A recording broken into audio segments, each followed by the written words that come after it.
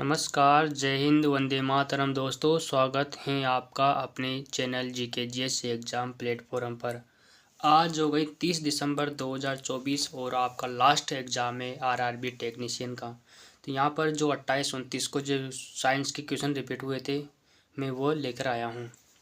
और आज हम साइंस, रीजनिंग और मैथ के कुछ इम्पोर्टेंट क्वेश्चन देखेंगे जो आज के 30 दिसंबर वाले एग्ज़ाम में रिपीट होने वाले हैं। यहाँ पर रीजनिंग का पैटर्न सिर्फ एक चल रहा है और मैथ का एक चल रहा है। तो आपको कागज़ पेन लेकर एक शांत जगह पर बैठ जाना है और इस वीडियो को आराम से देखना है। मैं आपको करंट अफेयर्स के भी टॉपिक बताऊंगा, उसको भी आप देख के जाना। थर्ड शिफ्ट वाले, सेकंड शिफ्ट वाले, अभी 2-4 घंटे का टाइम तुम्हारे पास बचा हुआ है। वहाँ से आपका 1 या 2 क्वेश्चन जरूर फंसेगा और इसको वीडियो को लास्ट तक देखना। यहाँ पर मैं वीडियो शुरू करता हूँ। पहला क्वेश्चन है अपना, कौन ऊंचाई के साथ बढ़ता या घटता है? तो इसका राइट आंसर हो जाएगा ऑप्शन नंबर सी। ठीक है ना, स्थित ऊर्जा। नेक्स्ट क्वेश्चन है, रॉकेट लॉन्चिंग में कौन से नियम पर आधारित हैं? रॉकेट लॉन्चिंग कौन से नियम पर आधारित हैं? तो ये आपको पता है, न्यूटन का जो थर्ड लॉ है ना, न्यूटन का जो थर्ड लॉ है ना, उसके आधार पर रॉकेट लॉन्च किया जाता है। ठीक है। नेक्स्ट क्वेश्चन है, नेक्स्ट क्वेश्चन, जलीय सोडियम क्लोराइड NaCl के इलेक्ट्रोलाइसिस के दौरान कौन सा उत्पाद नहीं होता? तो यहाँ पर ऑप्शन में जो कल पूछा था 28 को सेकंड शिफ्ट में, सोडियम हाइड्रोक्साइड NaOH विलयन प्राप्त होता है, हाइड्रोजन गैस, क्लोरीन, ये तीनों ऑप्शन में दे रखा था और जो ऑप्शन में नहीं था वो इसका राइट आंसर हो जाएगा। ठीक है ना। यहाँ पर नेक्स्ट है, किसी पौधे की ऊपर या नीचे की ओर वृद्धि को क्या कहा जाता है? तो इसको जियोट्रोपिज्म कहा जाता है। ये 29 दिसंबर वाली शिफ्ट में पूछा गया था और इससे ये आरआरबी में भी जेई में भी पूछा गया था क्वेश्चन। ठीक है। नेक्स्ट क्वेश्चन है, जब धातु अम्ल के साथ प्रतिक्रिया करती हैं तो क्या बनाती हैं? जब धातु अम्ल के साथ प्रतिक्रिया करती हैं तो लवण और हाइड्रोजन गैस बनाती है।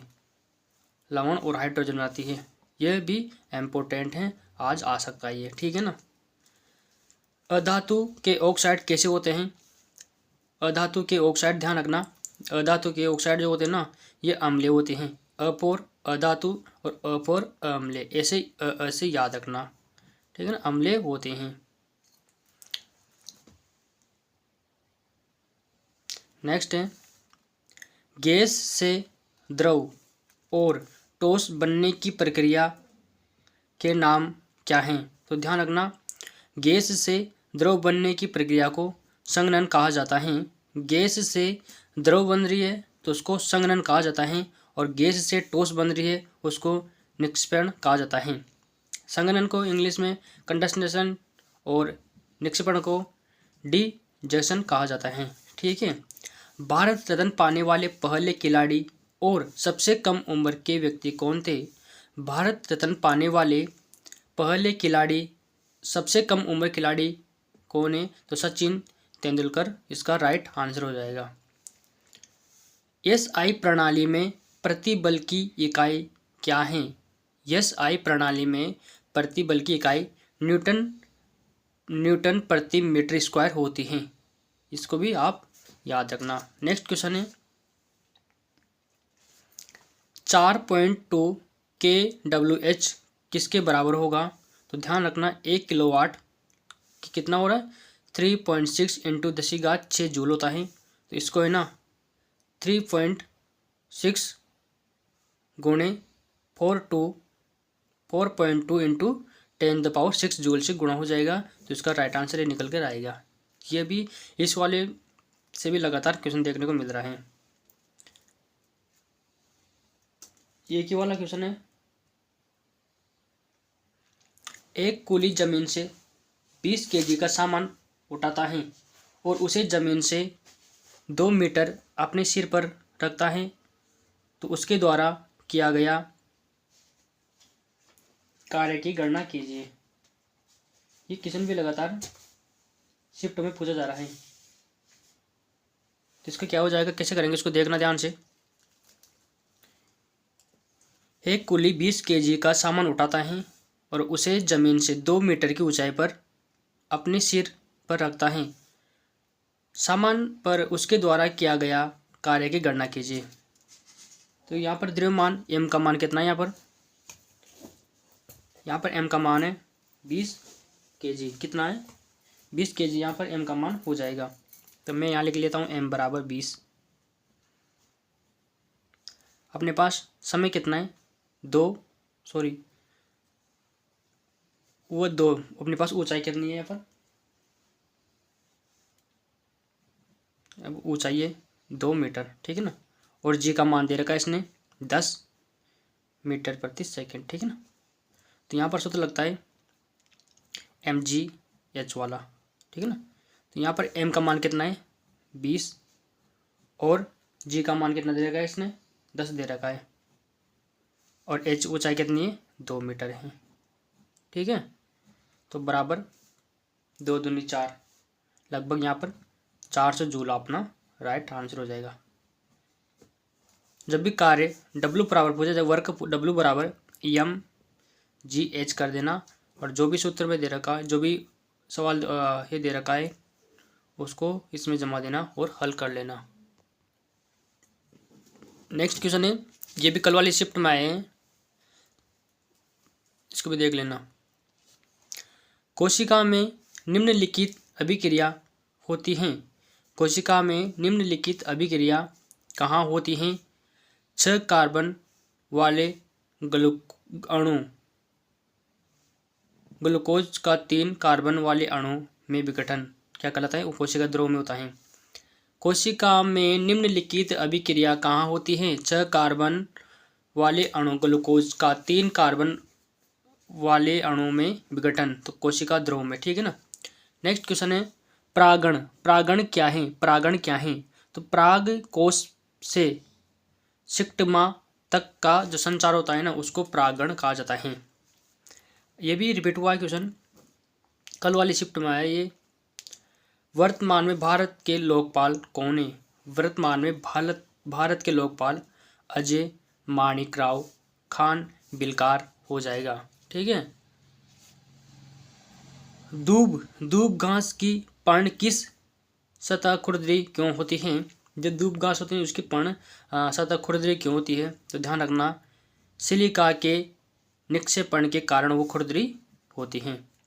अलग टेक्नीशियन का जो 28 वाला क्वेश्चन है, हमारे शरीर का कौन सा अंग पेप्सिन का स्त्राव करता है? हमारे शरीर का कौन सा अंग पेप्सिन का स्त्राव करता है? तो आमाशय में गैस्ट्रिक मुख्य कोशिकाओं द्वारा पेप्सिन का स्त्राव होता है, ठीक है। नेक्स्ट क्वेश्चन है, द्विनिषेचन किस पादप समूह की विशेषता है? द्विनिषेचन किस पादप समूह की विशेषता है? तो आवर्तबीजी एंजियोस्पर्म समूह की विशेषता है।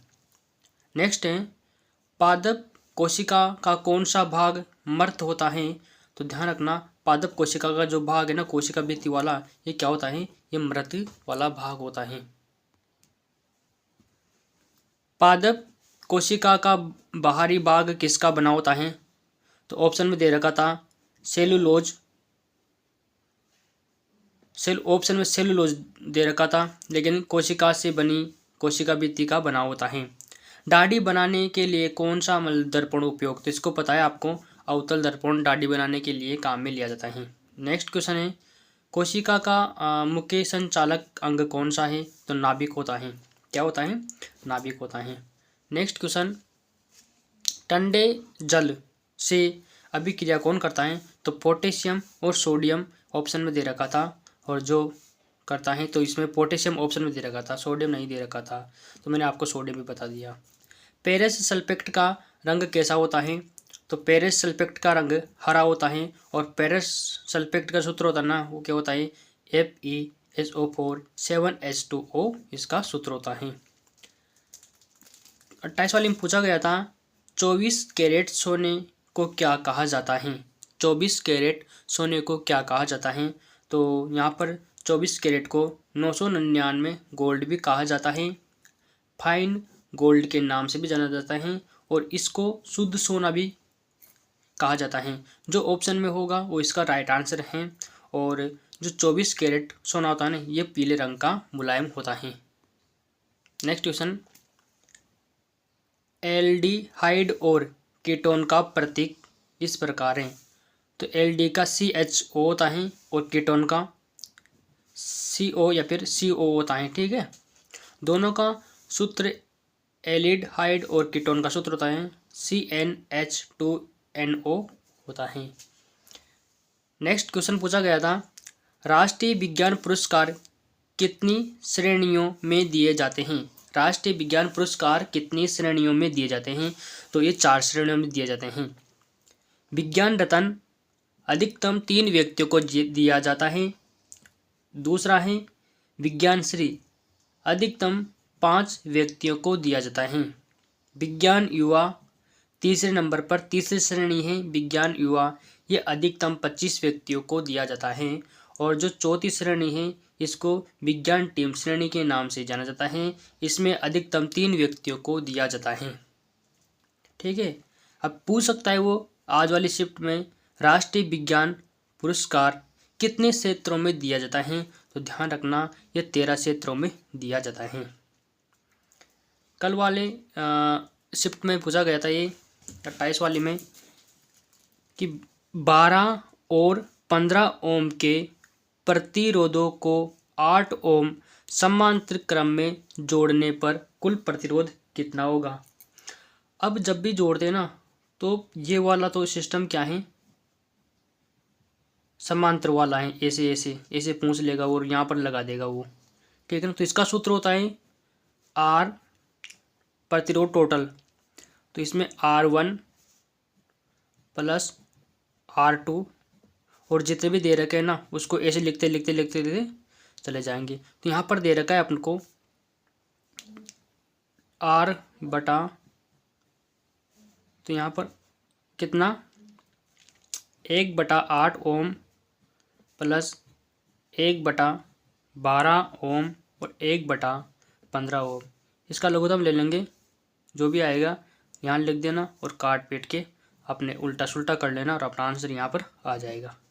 ठीक है ना, इस तरह का भी एक क्वेश्चन देखने को मिल रहा है। पूछ लेगा वो श्रेणी वाला, तो श्रेणी को भी देख लेना आप कैसे करते हैं, उसको डायरेक्ट जोड़ देते हैं। अगला क्वेश्चन है, अधिक अभिक्रियाशील तत्वों के द्वारा कम क्रियाशील तत्वों को विस्थापित करना विस्थापन अभिक्रिया कहलाता है। ठीक है, अमाशय में कौन सा एंजाइम नहीं होता। अमाशय में कौन सा एंजाइम नहीं होता। कल वाली 28 वाली शिफ्ट में पूछा, 29 वाली शिफ्ट में पूछा गया था ये। तो अमाशय में पेप्सिन और रेनिन होते हैं, हाइड्रोक्लोरिक भी होता है और गैस्ट्रिक हार्मोन भी होता है। और इन चारों में से जो ऑप्शन में नहीं होगा वो इसका राइट आंसर हो जाएगा। ठीक है, तो अमाशय से भी लगातार वह क्वेश्चन पूछता ही जा रहा है। कार्बन के बंधन गुणों को श्रृंखला और चतुर संयोजकता कहा जाता है। तो कार्बन के बंधन और गुणधर्म श्रृंखला को क्या कहा जाता है, चतुर संयोजकता कहा जाता है।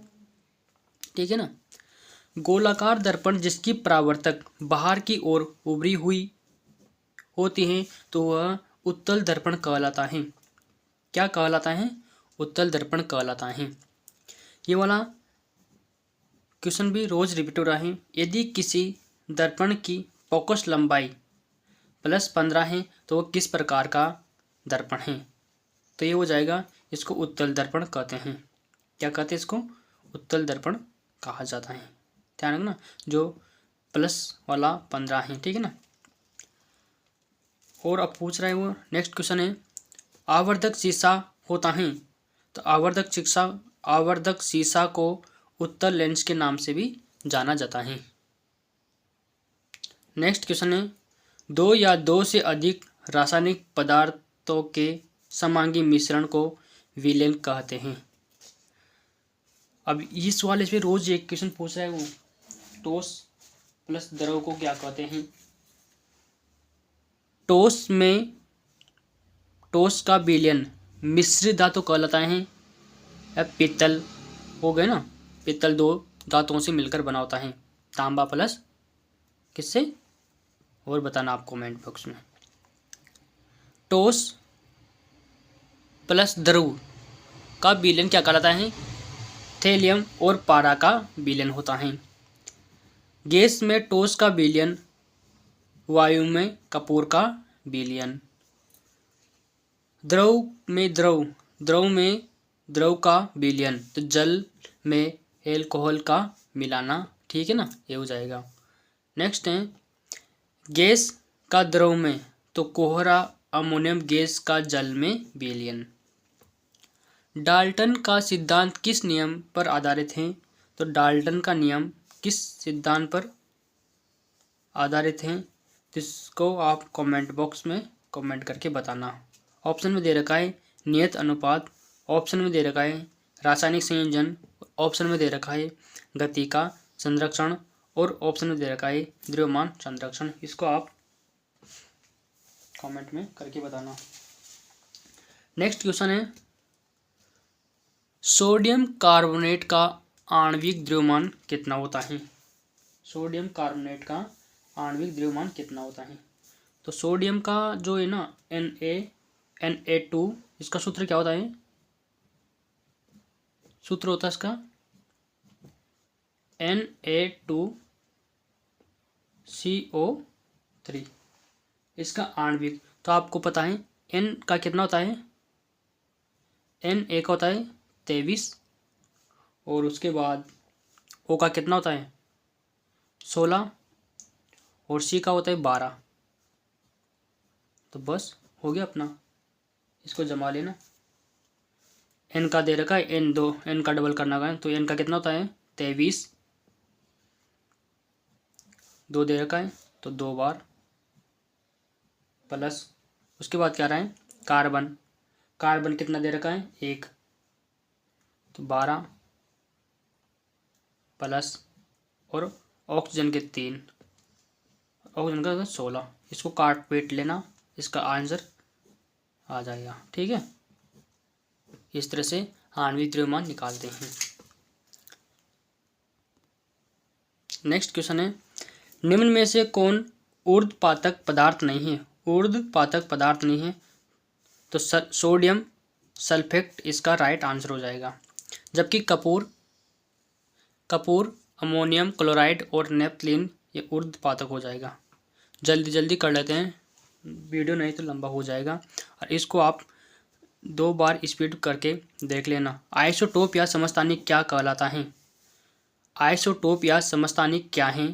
तो एक तत्वों के परमाणु जिनकी परमाणु क्रमांक और द्रव्यमान संख्या भिन्न होती है, उसको आइसोटोप या समस्थानिक कहा जाता है। पीएच मान में 7 से 14 में हुई वृद्धि को किसका प्रतिनिधित्व करती है? तो किसका करती है? तो OH माइनस आयन सांद्रता में वृद्धि करती है। नेक्स्ट क्वेश्चन है कौन एक उभयधर्मी ऑक्साइड है? तो यहाँ पर हो जाएगा एल्यूमिनियम Al2O3, ठीक है ना। निम्न में ट्राइड में से कौन सा एक डोब रेनर ट्राइड का प्रतिनिधित्व करता है? इसका भी जो आपको सही लगे वो कमेंट में ज़रूर करके बताना। पिछले वाली शिफ्ट में पूछा गया था कि जो वो आवर्त सारणी में इलेक्ट्रॉन को दर्शाता है ना, वो कौन कौन से प्रतीक से, तो क्या LMNO वाला से दर्शाया जाता है, ठीक है ना। नेक्स्ट है किसका शरीर कोशिका की 2 परतों से बना होता है? किसका शरीर कोशिका की 2 परतों से बना होता है? तो सिलिंट्रेटा का शरीर है ना, जो 2 कोशिकाओं से बना होता है। नेक्स्ट क्वेश्चन है कौन चूर्ण प्रवार मोलस्क का संघ से संबंधित नहीं है? तो इसको एडिनोन, ये मोलस्क का संघ से संबंधित नहीं है। मानव पाचन तंत्र से पित्तरस का स्त्राव होता है, तो कहाँ से होता है? अग्नाशय से होता है, उदर से होता है, छोटे आंत से होता है, या यकृत से होता है। तो मानव का मानव का जो पितरस कसरा होता है, ये भी आप कमेंट में बताना। इतने सीधे सीधे ही सवाल आ रहे हैं, ज़्यादा लोड लेने की कोई नहीं है ज़रूरत, जितना है उतना करके आना। कारकोलेमा वह झिल्ली है जो किसकी बनी होती है? मेरुदंड, तंत्रिका तंत्र, मांसपेशी तंत्र या आंतरिक? ये वाले क्वेश्चन भी रोज पूछे जा रहे हैं, इस तरह के क्वेश्चन भी रोज पूछे जा रहे हैं। अब बात कर लेते हैं अपना रीजनिंग पे। रीजनिंग पे ऐसी जो श्रृंखलाएं लगभग 3 से 4 लगातार 3 से 4 लगातार पूछी जा रही है, ये वाली श्रृंखला हैं। जैसे मान लो इसने दे दिया OEK 16, PJN 19 और यहाँ पर पूछ लिया यहाँ पर क्या आएगा, और आगे दे दिया RTT 21 और यहाँ पर दे दिया SYW 24। तो इसने क्या कर रखा है 15 मतलब ओ के बाद यहाँ पर दे रखा है इसने P और फिर यहाँ पर पूछा है और यहाँ पर इसने R दे रखा है, यहाँ पर यस। तो आपको पता है कि O 15 पे आता है, P 16 पे आता है और ये 18 पे और ये 19 पे। तो लगभग इसने कुछ ना कुछ तो जोड़ रखा होगा। ठीक, 15, 16 और 17 है ना, यहाँ पर क्या आएगा, यहाँ पर Q आएगा। 17 के बाद 18, 19, ठीक है। उसके बाद यहाँ पर इसने E के बाद J कर रखा है, फिर T कर रखा है, फिर Y कर रखा है। तो यहाँ पर क्या कर रखा है इसने, देखना 5 और 5 में 5 10 में होता है J और J आता है 10 नंबर पे, तो J में मैं 5 और ऐड कर दूँ तो 15, तो 15 में क्या आएगा, 15 में आता है O। तो यहाँ पर अब 15 में फिर मैं 5 ऐड कर दूँ तो 15 5 20 और 20 से 5 25, 25 पे Y आता है। तो अपनी श्रृंखला सही चल रही है। यहाँ पर देखते हैं के के बाद इसने N लिख रखा है और यहाँ पर पूछा है, फिर इसने T लिख दिया और फिर W लिख दिया। तो मेरे को पता है कि 11 पे के आता है और 14 पे है, तो 11 और 3 14, 14 और 3 17, 17 पे O आएगा। लेकिन मैं ऐड करके देख लो, 17 और 3 20, 20 और 3 23। ओ भाई साहब सिंपल क्वेश्चन है। 16 फिर 19 फिर 24 फिर 24, तो 16 और 3 19, 19 और 3 जगह 19 और 20 21 22, नहीं इसने कुछ ना कुछ 16 17 18 19 और इसने क्या कर रखा है फिर 16, इसने वापस के यहाँ तो इन जोड़ रखा है, तो ये मैं यहाँ पर 16 17 18 19 20 21 22 23 24, तो इसने भी यहाँ पर श्रृंखला में 2 2 3 3 जोड़ रखे हैं। ठीक है ना, ये वाला भी देख लेना, इस तरह के भी क्वेश्चन वहाँ पर 3 4 रिपीट हो रहे हैं। अब ये वाला भी क्वेश्चन RRB LP में और RRB J में पूछा जा रहा है। यहाँ पर कुछ इसने शब्द दे रखा है, ऐसे शब्द लिख देगा और लगातार 2 से या 3 क्वेश्चन आपको इसमें से पूछेगा वो। इसको अंग्रेजी वर्णमाला के अनुसार स्वर को उससे आने वाले पहले अक्षर में बदल दिया जाए तो तथा व्यंजन को उसके बाद वाले अक्षर में बदल दिया जाए तो नया बना शब्द को अंग्रेजी वर्णमाला के अनुसार विपरीत क्रम में लिखा जाए तो बाईं से दाईं अक्षर की ओर चला जाए तो अंतिम अक्षर कौन सा होगा। ध्यान रखना इसको कैसे करते हैं, इसने दे रखा है HP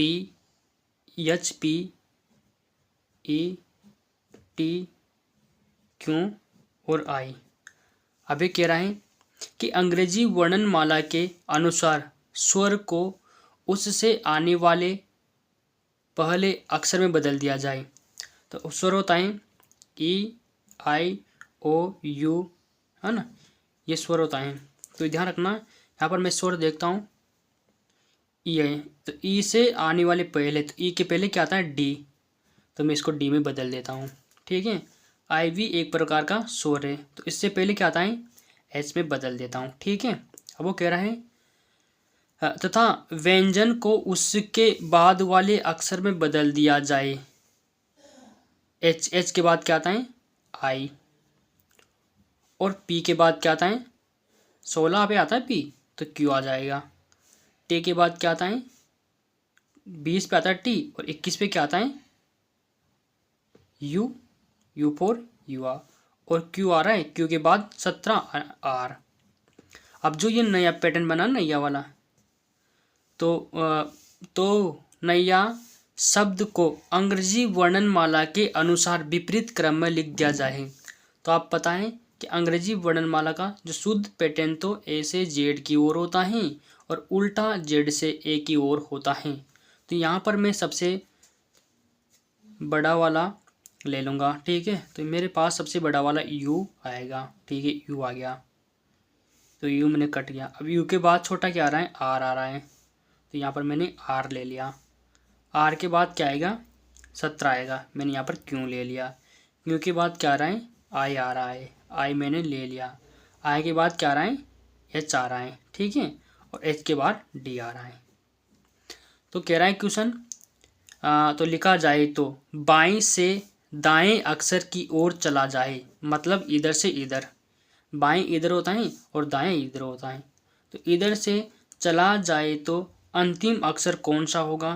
तो यहाँ पर अंतिम अक्षर ऑप्शन नंबर अपना अंतिम अक्षर अपना डी इसका राइट आंसर हो जाएगा। तो इस प्रकार का लगभग से 2 से 3 क्वेश्चन देखने को मिल रहा है। इस टॉपिक से भी आप देख जाना। यूट्यूब पे 5-7 मिनट का वीडियो अपलोड है, उस पर देख लेना। रीजनिंग का इस तरह का भी दे रखा है कि इसको करके इसमें कुछ कर रखा है, और 9, 18 और 36 का कुछ करके मैंने ये कर रखा है। तो इसमें से कौन सा ऑप्शन अपना सही होगा। तो यहाँ पर देखना, यहाँ पर 24/6 का क्या कर रखा है इसने, और इसने क्या कर रखा है। अब 6 को मैं इसने 6 का क्या कर रखा है 6 का 2 गुना 12, और फिर 12 का 2 गुना 24 कर रखा है। ठीक है, इसने 9 को 9 गुणा 18, 18 का 2 गुना 36 कर रखा है। तो ऐसे देख लेते हैं। 3 का 2 गुना 6 नहीं आ रहा, 4 का 2 गुना 8 नहीं आ रहा, 4 का 2 गुना 8 आ रहा है, और 8 का 2 गुना 16, तो अपना बी ऑप्शन सही हो जाएगा। तो इस तरह का भी लगभग 2 क्वेश्चन देखने को मिल रहा है, तो इसको भी आप देख देना। ये वाला भी आ रहा है, ये वाला पिक से ये वाला आएगा। कह रहा है वो कि P इंटू के का अर्थ है P क्यू की पत्नी है, और P प्लस क्यू का अर्थ है कि P क्यू का बेटा है, और P डिवाइड का अर्थ है कि P क्यू की माता है, और P माइनस क्यू का अर्थ है कि P क्यू की बहन है। ठीक है ना, यहाँ पर दे रखा है इसने, देखते हैं क्या इसका आंसर बनता है। ठीक है, B डिवाइड H, तो B डिवाइड H, तो B H की माता है। B क्या है B है ना, जो H की माता है। माता को माइनस से दर्शाते हैं। ठीक है, माता है। H प्लस M, तो H M का बेटा है। H M का, H यानी H जो क्या है M का बेटा है। तो अगर H B का बेटा है और M का भी बेटा है, तो ये इसका क्या हो जाएगा पिता हो जाएगा। अरे दोनों पति पत्नी हो जाएगा। पूछ रहा है कि M का B से क्या संबंध है, तो M है ना, M जो B का पिता लगेगा। ऑप्शन नंबर बी अपना राइट आंसर हो जाएगा। ठीक है, इस वाले भी क्वेश्चन देख रहा है पेपर में। इस श्रृंखला वाला भी आपको मिलेगा। यहाँ पर चिन्ह उल्टा कर रखा है, वहाँ पर संख्या उल्टी कर देगा। इसी पैटर्न पर रहा है, तो इसको भी देख लेना। यदि प्लस का गुणा का अर्थ भाग, माइनस का अर्थ जोड़ना और भाग का अर्थ घटाना हो तो दी गई श्रृंखला पर देखना। तो 20 माइनस का क्या माइनस का अर्थ होता है जोड़ना, गुणे का अर्थ है भाग 4, डिवाइड यानी भाग का अर्थ है घटाना, 3 प्लस का अर्थ है गुणा और 2 ये श्रृंखला हल करनी है। तो 2 बार तो 20 प्लस 2 माइनस 3 गुणे 2 तो हो जाएगा 20 प्लस 2 20 2 हाँ सॉरी डाइट कर दें यहाँ पर, ये 20 22 माइनस 6 तो कितना होगा यहाँ पर घटा के बता देना। इसका option number C right answer हो जाएगा। ये कथन वाले भी भाई साहब से लगातार 2 से 4 क्वेश्चन भर भर के पूछ रहा है, इसको तो आप देख ही लेना। कथन कर रहे हैं यदि वह बुद्धिमान है तो वह परीक्षा में उत्तीर्ण हो जाएगा। जो भी बुद्धिमान होगा ना वो परीक्षा में क्या होगा, उत्तीर्ण होगा। ठीक है, ये कन्फर्म है कि जो भी कथन में दे रखा है उसके अकॉर्डिंग हम करेंगे। कथन कह रहा है कि जो भी बुद्धिमान होगा वो परीक्षा में क्या हो जाएगा, उत्तीर्ण हो जाएगा। ठीक है, यहाँ पर निष्कर्ष निकलता है परीक्षा में उत्तीर्ण होने के लिए उसे बुद्धिमान होना चाहिए। हाँ, ये 100% 1000% सही बात है कि जो परीक्षा में पास होगा वही बुद्धिमान होगा। तो ऑप्शन नंबर अपना ये तो फर्स्ट क्लियर है, ये तो 1000% राइट है। अगला कह रहा है वह परीक्षा उत्तीर्ण कर लेगा। इसमें कोई बात नहीं कही गई कि परीक्षा उत्तीर्ण कर लेगा, क्योंकि परीक्षा उत्तीर्ण करने के लिए उसे बुद्धिमान होना भी जरूरी है। तो अपना ऑप्शन नंबर ए ही यहाँ पर राइट आंसर हो जाएगा। ठीक है, ये वाला भी देख लेना आप, आज की शिफ्ट में पूछा जाएगा ये 30 दिसंबर के में। और इस वीडियो को आप सेव कर लेना, वापस आके मेरे को बताना, कमेंट करना कि ये वाला आया नहीं आया। ये रियल है, इसमें से आपको 2 क्वेश्चन देखने को मिलेगा, ये मेरी गारंटी है। अगर नहीं है तो आप यहाँ पर आना और चैनल को अनसब्सक्राइब कर देना, कोई दिक्कत नहीं है, लेकिन आप इस वीडियो को ज़रूर देख के जाना। यहाँ पर कह रहे हैं वो कि जा को 2953 लिखा जाए तथा MANP को 7980 लिखा जाए तो ए को क्या लिखा जाएगा। तो यहाँ पर आप देख लेना कि जो इस शब्द को देख लेना, शॉर्ट ट्रिक तो यही है, इस शब्द को देख लेना, दोनों में दे रखा है, इसमें भी ए दे रखा है। तो जहाँ पर जो दोनों में समान दे रखा है ना, तो इधर भी समान दे रखा होगा। तो यहाँ पर समान दे रखा है, यहाँ पर ए भी आ रहा है और यहाँ पर ए भी आ रहा है, और यहाँ पर 9 आ रहा है, यहाँ पर 9 आ रहा है। ठीक है, तो ऐसे इसका हो जाएगा। तो ए का जो मान होगा यहाँ पर 9 आ जाएगा। ठीक है ना, तो ऑप्शन नंबर सी अपना राइट आंसर हो जाएगा। JAK ओ को क्या लिख रहा है वो 2953, तो MAN और P तो 7980। तो ये मेरे को ये इससे ए कट जाएगा, इस प्रकार से वहाँ पर आप कर लेना। ठीक है, इस श्रृंखला वाले से भाई साहब क्वेश्चन देखने को मिल रहा है, और इसकी मैं आपको सबसे पहले शॉर्ट ट्रिक बताऊंगा, सबसे बढ़िया। तो ठीक है ना, कह रहा है कि निम्नलिखित अंक, वर्ण और प्रतीक। तो पता है आप सबको अंक क्या होता है, 0 से 9 तक की संख्या को हम अंक के नाम से जानते हैं। ठीक है ना, वर्ण अंग्रेजी का वह जो स्वर नहीं है, वर्ण ए से जेड तक। ठीक है, फिर प्रतीक यानी चिन्ह, ये वाला सिंपल हो गया, ये वाला सिंपल, ये वाला सिंपल, ये वाला सिंपल, ये वाला सिंपल, इनको प्रतीक कहा जाता है। अब कह रहा है वो क्वेश्चन में कि क्रम, निम्नलिखित क्रम में ऐसी कितनी संख्या हैं, क्या है संख्या। तो सबसे पहले आप यहाँ पर संख्या लिख लेना। ठीक है ना, संख्या लिख लेना है, संख्या है जिनमें से प्रत्येक के ठीक पहले एक व्यंजन है। क्या है, एक व्यंजन। तो आप ऐसे जमा लेना और इसके पहले आप क्या लिख लेना, व्यंजन लिख लेना। ठीक है, व्यंजन लिख लेना, और ठीक उसके बाद एक प्रतीक है, तो आप इसके बाद भी क्या लिख लेना, ऐसे प्रतीक हैं। तो ऐसी समीकरण आप बना लेना तुरंत। अब इसमें आपको ये देखना है, क्या देखना है कि संख्या के पहले एक व्यंजन आना चाहिए और संख्या के बाद में एक प्रतीक आना चाहिए। तो मेरे को चाहिए पहले संख्या चाहिए मेरे को संख्या, तो बीच वाला देखना है मेरे को। तो संख्या पहले क्या है व्यंजन, बाद में क्या है प्रतीक। तो ये मेरा एक तो यहाँ से निकल के आता है ये वाला, ठीक है। देखते हैं फिर ये संख्या, लेकिन उसके पहले व्यंजन होना चाहिए। तो यहाँ पर कोई व्यंजन नहीं है, यहाँ पर प्रतीक दे रखा है तो अपना ये होगा नहीं है। फिर मेरे को देखना है संख्या, ये वाली संख्या। अब इसके पहले मेरे को इसको पहले मेरे को व्यंजन देखना है, तो व्यंजन मेरे को दिख रहा है और प्रतीक मेरे को दिख रहा है, तो अपना दूसरा निकल के यहाँ से आता है।